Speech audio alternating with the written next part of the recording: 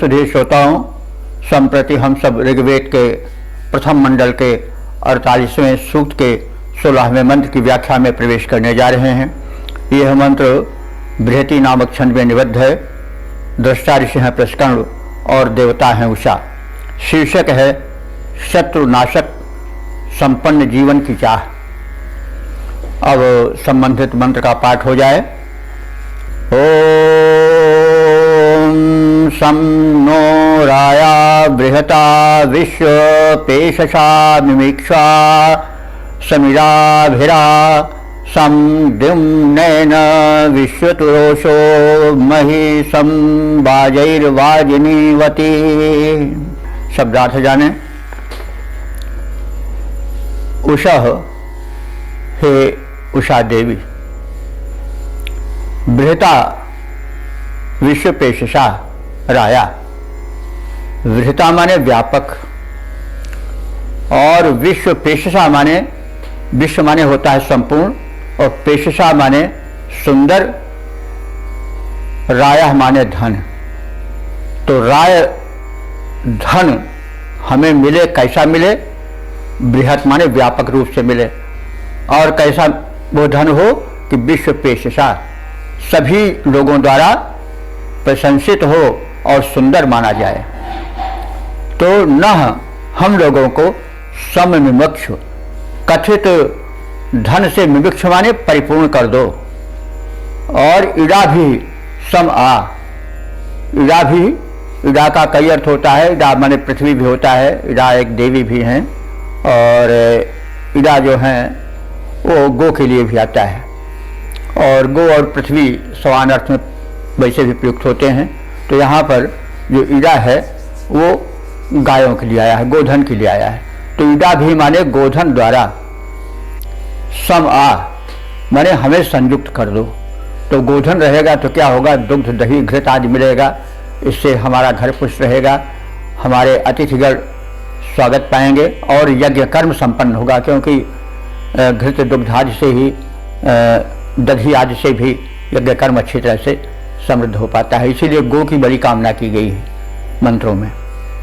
तो हमें गोधन प्रदान करो। और बंधुओं, ये भी विज्ञान सिद्ध हो गया है कि गाय से ऑक्सीजन निकलती रहती है सदैव 24 घंटा। जैसे पीपल से निकलती है ऑक्सीजन 24 घंटा, वैसे गाय से भी निकलती है। और गाय के स्पर्श से तमाम रोग दूर होते हैं। यह विज्ञान सिद्ध तथ्य है। इस तथ्य को हमारे ऋषियों ने बहुत पहले जान लिया था और बार बार वो गो की याचना करते हैं देवों से। और गो की बड़ी महिमा गाई गई है।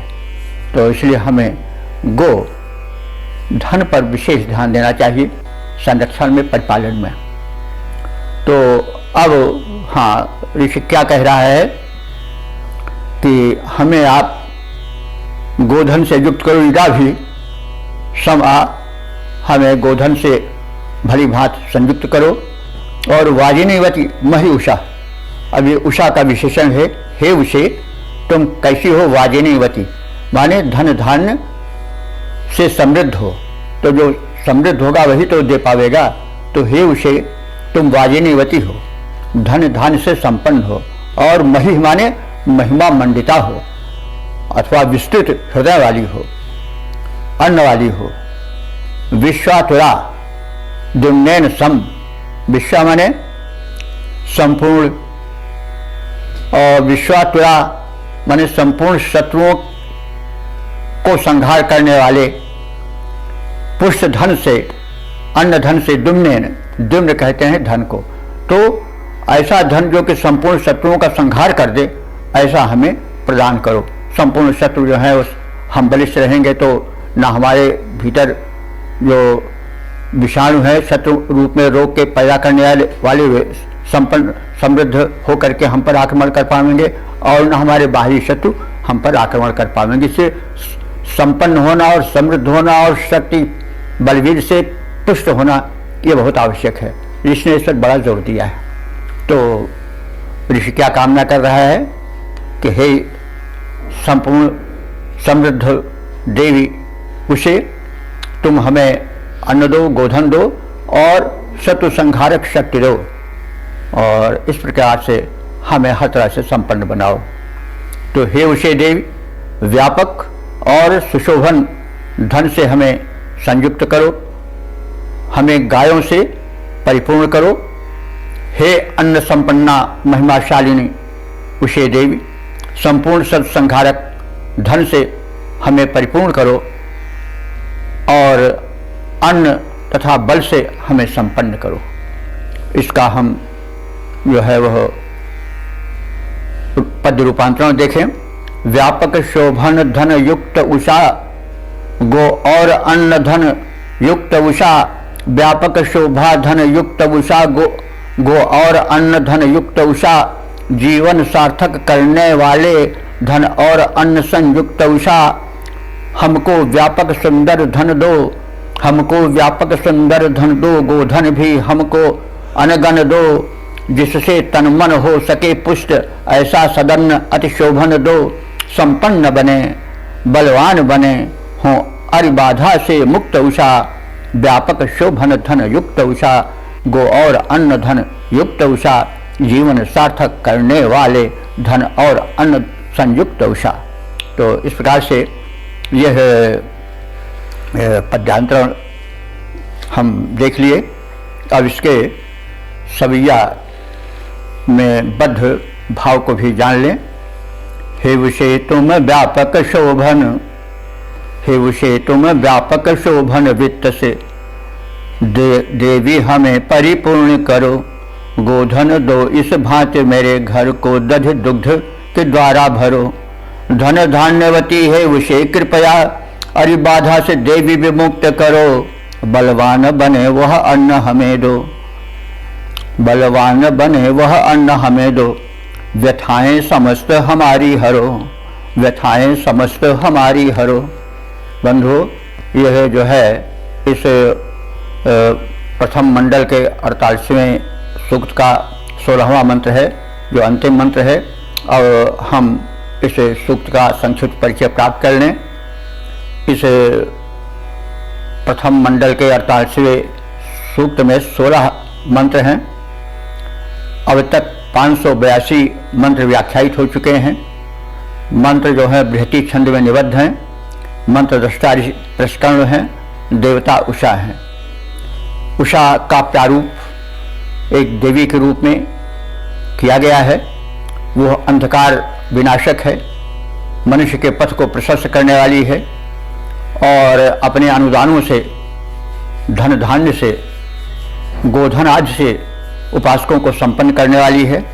वह रोग हरने वाली है, नई चेतना जगाने वाली है और दिव्य शक्तियों को आवाहन करने वाली है। और उषा जो है और अश्विनी कुमार का बड़ा घनिष्ठ का संबंध है। उषा प्रातःकाल की अधिष्ठात्री देवी है और वो नई चेतना देती है और रोग को नष्ट करने की शक्ति देती है, आंतरिक ऊर्जा जगाती है और शरीर की जो इम्यूनिटी पावर है, रोगारोधक शक्ति है, उससे साधक को परिपूर्ण करती है।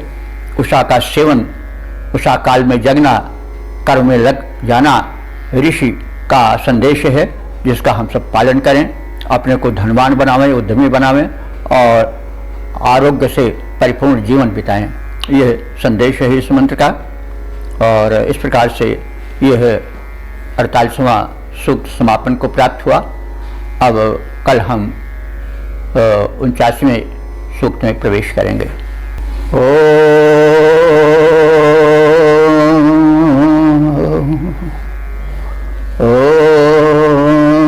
विश्वानि देव सवितर दुरितानि परासु, यद भद्रं तन्नयासु। ओम शं नो मित्रः शं वरुणः शं नो भवत्वर्यमा शं न इन्द्रो बृहस्पतिः शं नो विष्णुरुक्रमः। ओम तेजोसि तेजोमयधेः ओजोसि ओजोमयधेः असुदोमा सद्गमय तमसोमा ज्योतिर्गमय मृत्योर्मामृतं गमय। ओम वेद प्रेमियों, सुधी श्रोताओं, परम सौभाग्य का विषय है कि हम सब साक्षात परब्रह्म की वाणी ऋग्वेद के प्रथम मंडल के 49वें सूक्त की व्याख्या में प्रवेश करने जा रहे हैं। यह सूक्त अनुष्टुप छंद में निबद्ध है। दृष्टा ऋषि हैं प्रसकर्ण और देवता हैं उषा। तो सर्वप्रथम हम प्रथम मंत्र के विषय में ज्ञान प्राप्त करेंगे। इस प्रथम मंत्र का शीर्षक है उषा का प्रातःकालीन यज्ञ में आवाहन। अब मंत्र पाठ हो जाए। ओम उषो भद्रेभिरागहि दिवश्चिद्रोचनादधि वहन्त्वरुणाप्सव उपत्वा सोमिनो गृहम्। शब्दार्थ जाने। उषः संबोधन है, हे उषे, हे देवी। दिवह रोचनात्, दिवह माने दिवलोक, स्वर्गलोक। रोचनात् माने प्रकाशित, वातावरण से, स्थान से तुम गमन करती हो धरती के कल्याण के लिए। भद्रे भी अपने कल्याण की योजनाओं द्वारा आ गए। इधर इस यज्ञ की भूमि की ओर आ गई माने आगमन करो, आओ। अरुण सभा। अब उषा के अश्व का रूप बताया जा रहा है कि तुम्हारे जो अश्व हैं वे अरुण वर्णी हैं, कुछ लाल रंग के हैं। तो उषा कुछ लालिमा लिए आती है, इसलिए उस लालिमा को ही प्रारूप दिया गया है, संकेतित किया गया है अरुण लाल वर्ण के घोड़े के रूप में। तो त्वा सोमिनः, त्वा माने तुमको, सोमिनः माने सोम यज्ञ करने वाले अथवा सोम रस को तुम्हारे पान के लिए लेकर उपस्थित रहने वाले। सोम सौम्य भक्ति भाव का भी द्योतक है, ऐसा मानकर चलना चाहिए। गृहम, गृहम माने घर, घर कौन? यज्ञ गृह अथवा कर्म क्षेत्र में उपवहंतु, पहुंचा दें। कौन पहुंचा दें? अरुणप्सवा। तुम्हारे रथ के जो रक्तम वर्ण के अश्व हैं वे पहुंचा दें।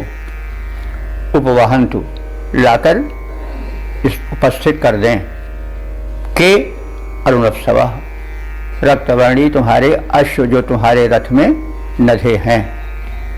तो इस प्रकार से इस मंत्र का अर्थ यह है कि हे उषा देवी, हे प्रातः या उषा काल या अमृत वेला को लाने वाली उसकी अधिष्ठात्री देवी, तुम्हारा आगमन देवलोक से होता है, स्वर्ग लोक से होता है। तुम स्वर्ग सुता हो और जो तुम्हारा आगमन पथ है वो बड़ा ही कल्याणप्रद है, प्रदीप्त है। और तुम उस मार्ग से इधर हमारे यज्ञ स्थल की ओर प्रस्थान करो और तुम्हारे इस प्रस्थान कर्म को परिपूरित करने वाले तुम्हारे अश्व सहायता करें, तुम्हें लाएं। वे कुछ अरुण वर्ण के हैं और हमारे इस आयोजन में जो सोम याजक हैं उनके समीप, उनके यज्ञस्थल पर, कर्म क्षेत्र पर तुम्हें पहुंचा दें। ऐसी मेरी कामना है। तो अब इसके पद रूपांतरण को देख लिया जाए। अंतरिक्ष के ज्योतिर्मय पथ से उषा पधारो, अंतरिक्ष के ज्योतिर्मय पथ से हे उषा पधारो, है मंगल प्रद मार्ग मनोरम, निज आगमन विचारो। पंथ मनोरम मंगलमय है, जिसे पकड़ आना है, सोम यज्ञ कर्ता के घर पर जिस पथ से आना है। रश्मि अरुण वर्ण के घोड़ों पर आना स्वीकार करो, रश्मिल अरुण वर्ण के घोड़ों पर आना स्वीकार करो। अंतरिक्ष के ज्योतिर्मय पथ से हे उषा पधारो, रश्मि अरुण वर्णी घोड़ों पर आना तुम स्वीकारो। अंतरिक्ष के ज्योतिर्मय पथ से हे उषा पधारो। अब इसका हम सवैया छंदोबद्ध रूप भी देख लें। दिवलोक का पंथ है दीप्ति भरा, दिवलोक का पंथ है दीप्ति भरा, जिससे धरती पर आती उषा हो। मंगलमय वह पंथ जिसे तुम आते समय अपनाती उषा हो। कुछ रक्तिम वर्ण के अश्रु जिन्हें, कुछ रक्तिम वर्ण के अश्रु जिन्हें तुम आने का हेतु बनाती उषा हो। उन अश्रों के द्वारा सुयज्ञ में आओ, उपासकों को अति भांति उषा हो, उपासकों को अति भांति उषा हो।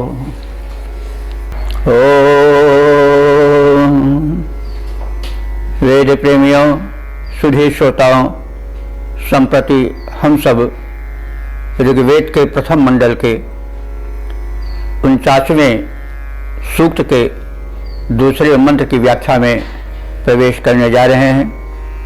यह मंत्र अनुष्टुप नामक छंद में निबद्ध है। मंत्र दृष्टादृश हैं प्रसकंड और देवता हैं उषा। शीर्षक है उषा से प्राप्त धन संरक्षण की प्रार्थना। अब संबंधित मंत्र का पाठ हो जाए। ओम सुपेशसं सुखम रथम यमध्यस्था उषस्त्वं, तेना सुश्रवसं जनम प्रावाद्य दुहितर्दिवः। शब्दार्थ जाना जाए। उषा, हे उषा देवी, त्वम यम, तुम जिस, सुपेशसम, सुपेशसम माने सुंदर, सुखम माने सुखकर, रथम माने रथ पर, यानी तुम यम सुपेशसम सुखम रथम। हे उषा देवी, तुम जिस अति सुंदर सुखकर रथ पर अध्यवस्था बैठी हो, बैठकर आती हो। हे दिवह दुहिता हो, हे स्वर्गलोक की सुते कन्यके उसे, तेन यानी उसी रथ से, उसी रथ के द्वारा, अद्य, अद्य माने आज, वर्तमान समय में, सुश्रवसम जन्म, सुश्रवसम श्रवस कहते हैं अन्न को या धन को। तो उस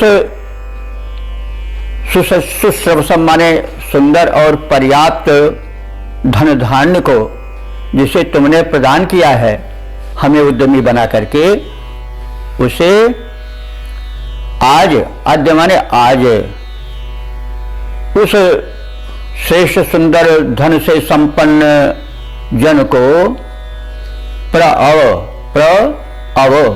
विशेष रूप से रक्षा करो। प्र उपसर्ग है, विशेष के अर्थ में आता है, अव माने रक्षा।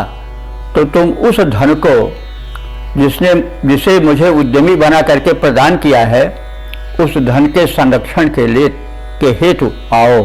कैसे आओ? अपने सुंदर रथ से आओ। वो रथ कैसा है?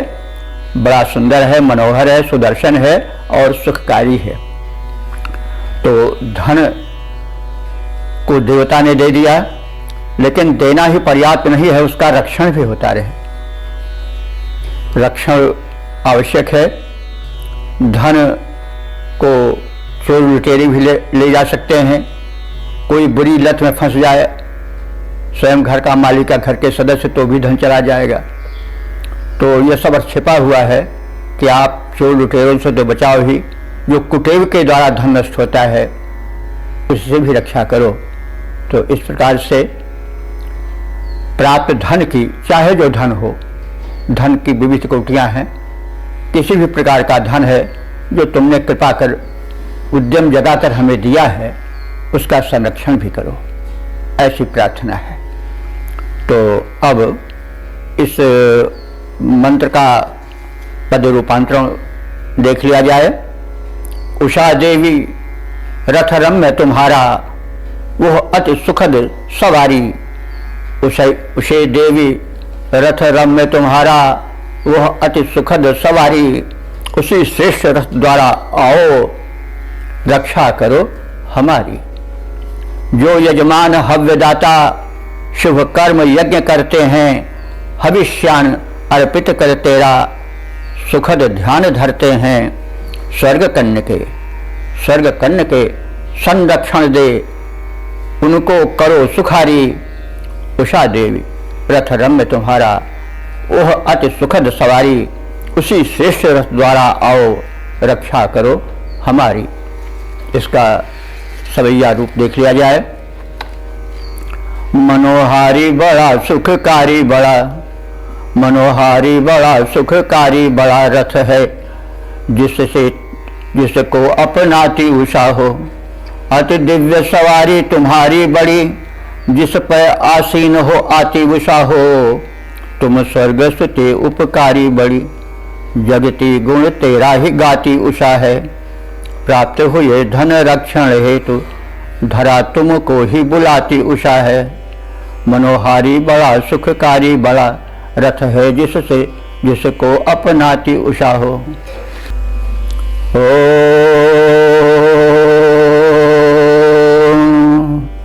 वेद प्रेमियों, सुधी श्रोताओं, संप्रति हम सब ऋग्वेद के प्रथम मंडल के 49वें सूक्त के तीसरे मंत्र की व्याख्या में प्रवेश करने जा रहे हैं। यह मंत्र अनुष्टुप नामक छंद में निबद्ध है। दृष्टा ऋषि हैं प्रसकर्ण और देवता हैं उषा।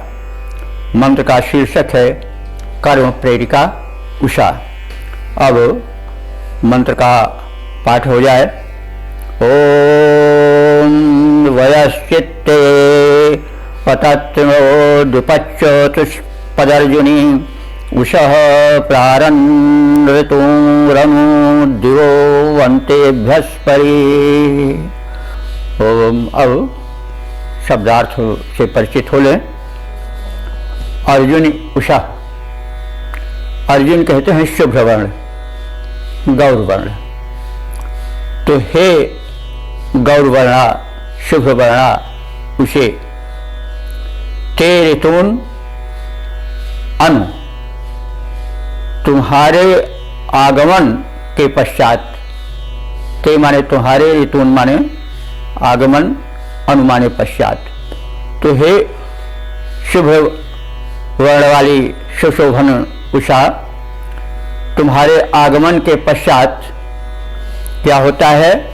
द्विपत चतुष्पथ। द्विपत माने दो पैरों वाले, कौन है? मनुष्य। और चतुष्पथ कौन है? चार पैरों वाले कौन है? वो है पशु। तुम्हारे आगमन के पश्चात मनुष्य और पशु। और कौन? पततृण वयः। पततृण कहते हैं पक्षी को, क्योंकि वे पंखों से के सहारे उड़ते हैं और उनकी रक्षा उसी से होती है। तो पततृण वयः, वयः माने पक्षी होता है। वयः, वया भी आज कहते हैं खास पक्षी को, लेकिन वो संपूर्ण पक्षी के लिए आता है। और पततृण यहाँ पर उसका विशेषण हो जाएगा। वे पक्षी जिनका कि सहारा रक्षा का, उड़ने का होता है, उनका पंख, ऐसे उड़ने वाले पक्षी दिवः अंतेभ्यः परि। दिवः माने दुलोक के, अंतेभ्य माने अंत तक, परिमाने चारों ओर से, यानी तुम जब आती हो तो उसके पश्चात पक्षी जो है वो तुम्हारे स्वागतार्थ बड़े ऊंचे उड़ते चले जाते हैं। तो कहने का मतलब तुम्हारा स्वागत व्यापक रूप से धरती पर होता है। तो हे शुभ वर्णा उषा देवी, तुम्हारे आगमन के पश्चात धरती पर बड़ी शुभ प्रतिक्रिया होती है। तुम्हारे स्वागत में 2 पैरों वाले मनुष्य, 4 पैरों वाले पशु और पंखा ही जिनका सहारा है, ऐसे पक्षीगण बड़े ऊंचे आसमान में उड़ते हुए तुम्हारे स्वागतार्थ तत्पर हो जाते हैं, संलग्न हो जाते हैं। और तुम हमारे बीच में आती हो तो सबको बड़ी प्रसन्नता होती है। तो भावार्थ यही है कि हे शुभ वर्ण वाली सुंदरी उषे, तुम्हारे आगमन के पश्चात द्विपद, चतुष्पद और गगनचारी पक्षीगण गगन मंडल में दूर दूर तक, ऊंचे तक विचरण करते तुम्हारा स्वागत करते हुए दिखाई देते हैं। ऐसे तुम शुभ वर्ण वाली उषा का हम सब स्वागत करते हैं, अपने यज्ञ स्थल पर बुलाते हैं, कर्म क्षेत्र में तुम्हारे स्वागत के लिए तत्पर हैं। अब इसका पद रूपांतरण देख लिया जाए। हे शुभ्रवर्ण सुंदरी उषा, हे शुभ्रवर्ण सुंदरी उषा, आगमन तुम्हारा सुखकारी, तेरे आते ही स्वागत में रत होती सुभग शिष्य सारी। तेरे आते ही स्वागत में रत होती सुभग शिष्य सारी। क्या भूचर नर क्या चौपाए, क्या भूचर नर क्या चौपाए, क्या विहग वृंद जो नभचारी, चेतना मग्न आनंद लीन हो जाते हैं सब संसारी। स्वागत रत ऊंचे अंबर में उड़ जाते खग नभचारी हैं, उड़ जाते खग नभचारी हैं। हे शुभ्रवर्ण सुंदरी उषा, आगमन तुम्हारा सुखकारी, आगमन तुम्हारा सुखकारी। अब इसका हम सवैया छंदोबद्ध रूप भी देख लें। अति शोभन शुभ्र है वर्ण तुम्हारा, अति शोभन शुभ्र है वर्ण तुम्हारा, तुम्हारी प्रभा अति भांति उषा हो। जब आती धरा पर हो सबको शुभ कर्म में नित्य लगाती उषा हो। मानव को पशु पक्षी सभी को स्वकर्म के हेतु उठाती उषा हो। खग वृंद पसार के पंख उड़े, उनको तुम ही तो उड़ाती उषा हो, उनको तुम ही तो उड़ाती उषा हो। ओ वेद प्रेमियों, सुधी श्रोताओं, संप्रति हम सब ऋग्वेद के प्रथम मंडल के 49वें सूक्त के चतुर्थ मंत्र की व्याख्या में प्रवेश करने जा रहे हैं।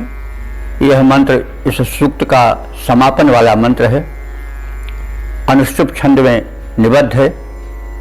मंत्र दृष्टा ऋषि हैं प्रशकर्ण और देवता हैं उषा। शीर्षक है दीप्तमती उषा का यज्ञ में आवाहन। अब मंत्र पाठ हो जाए। ओम विच्छन्ति हि रश्मिभिर्विश्वमाभासि रोचनम, तां त्वां मुशर्व सुवयो गिरिः कण्वा औषत। शब्दार्थ जाने। उषः, हे उषा देवी, विच्छन्ति, तुम विच्छन्ति माने अंधकार को विनष्ट करने वाली हो, उच्छिन्न करने वाली हो, और अंधकार को उच्छिन्न करती हुई तुम रश्मि भी माने किरणों द्वारा, रश्मि किरण होता है, रश्मि भी किरणों द्वारा, विश्वम माने संपूर्ण संसार को, रोचनम माने प्रकाशित करने वाली हो, तुम तेजस्विनी हो। और आभासी, भा माने प्रकाश और आभास माने भली प्रकाश से प्रकाशित करती हो संपूर्ण सृष्टि को। वसुयवः, वसुयवः माने वसु कहते हैं धन को, और वसुयवः माने धन संपत्ति की कांक्षा करने वाले। कौन? कर्णवाह। कर्णवाह माने कर्ण के पुत्र। तो कर्ण शब्द का वैसे सामान्य अर्थ होता है मेधावी, ज्ञानी, लेकिन कर्ण ऋषि थे तो इसलिए उनके परिवार वाले, उनके गोत्र वाले सभी कर्ण हुए। तो कर्णवाह माने जो ज्ञानी लोग हैं, जो ऋत्विज परम ज्ञानी हैं वे, अथवा कर्ण लोग परिवार के उस गोत्र के सभी ऋषिगण तुझको वसुयवः माने धन की इच्छा रखने वाले होकर के अहुषत माने आवाहन करते हैं, प्रार्थना करते हैं। तो ताम त्वाम इस प्रकार तुझ उषा को। तो तात्पर्य हुआ कि हे उषा देवी, तुम अंधकार को विनष्ट करने वाली हो और तुम अपनी किरणों द्वारा संपूर्ण सृष्टि को रोचन माने प्रकाशित कर देने वाली हो और तुम परम तेजस्विनी हो। तुम्हारी आभा परमोत्कृष्ट है। ऐसी तुझ गुणों से संपन्न उषा देवी को हमारे जो कर्ण माने बुद्धिमान ऋत्विज हैं वे, अथवा कर्ण परिवार के जो सदस्य हैं, ऋषिगण हैं, वे जो वसुयवः माने धन प्राप्ति के कांक्षी हैं। धन को हम विविध रूपों में देखेंगे, केवल मुद्रा वाला धन ही नहीं, बल्कि बुद्ध धन, विद्या धन, ज्ञान धन, अध्यात्म धन, सब धन ही धन है। जो धन्य कर दे वो सब धन नहीं है। तो विविध प्रकार के संपत्तियों के कांक्षी कर्ण लोग तुम्हारा आवाहन करते हैं, तुम्हें अस्तुत सुनाते हैं। तो हे उषा देवी, अंधकार को दूर करने वाली तुम किरणों द्वारा समग्र सृष्टि को दीप्यमान करती हो, प्रकाशित करती हो। ऐसे गुणों से संपन्न तुझ उषा को धन की कामना वाले मेधावी कर्ण अथवा उनके परिवार के आवाहन करते हैं। बंधुओं, अब इसका छंदोबद्ध रूप देख लें। दीप्तिमती है उषा देवी, तू अंधकार हरने वाली, दिव्य रश्मि से सृष्टि सकल को उद्भाषित करने वाली। इस प्रकार की उषा देवी को सादर कर्ण बुलाते हैं। इस प्रकार की उषा देवी को सादर कर्ण बुलाते हैं। धन ऐश्वर्य की इच्छा वाले तेरी टेर लगाते हैं। तू समर्थ साधक की खाली झोली भरने वाली दीप्तिमती है उषा देवी, तू अंधकार हरने वाली। अब इसका प्रारूप हम देख लें। छंद है हिंदी में घनाक्षरी जिसे कहा जाता है। दिव्य दीप्ति से हो दीप्तिमती उषा देवी तुम, दिव्य दीप्ति से हो दीप्तिमती, दिव्य दीप्ति से हो दीप्तिमती उषा देवी तुम। तेरी दीप्ति चारों ओर फैली छवि पाती है। तेरी कल किरणों के द्वारा दीप्त होता विश्व, तेरी कल किरणों के द्वारा दीप्त होता विश्व, जो कि अंधकार के विकार को मिटाती है। तेरे द्वारा कर्ण परिवार सुख पाता गाता, तेरे द्वारा कर्ण परिवार सुख पाता गाता। ज्ञानी ऋत्विजों की पंक्ति प्रार्थना सुनाती है। धन ऐश्वर्य हेतु वह स्तुति को गाती गीत, धन ऐश्वर्य हेतु वह स्तुति के गाती गीत। तुझे निज यज्ञ कर्म भूमि पर बुलाती है, तुझे निज यज्ञ कर्म भूमि पर बुलाती है। अब हम इस सूक्त के संक्षिप्त सार को जान लें। यह ऋग्वेद के प्रथम मंडल का 39वां सूक्त है। इसमें 4 छंद हैं और ये सब व्याख्यायित हो चुके हैं संप्रति, और अब तक ले जो कुल छंद व्याख्यायित हुए हैं उनकी संख्या है 586।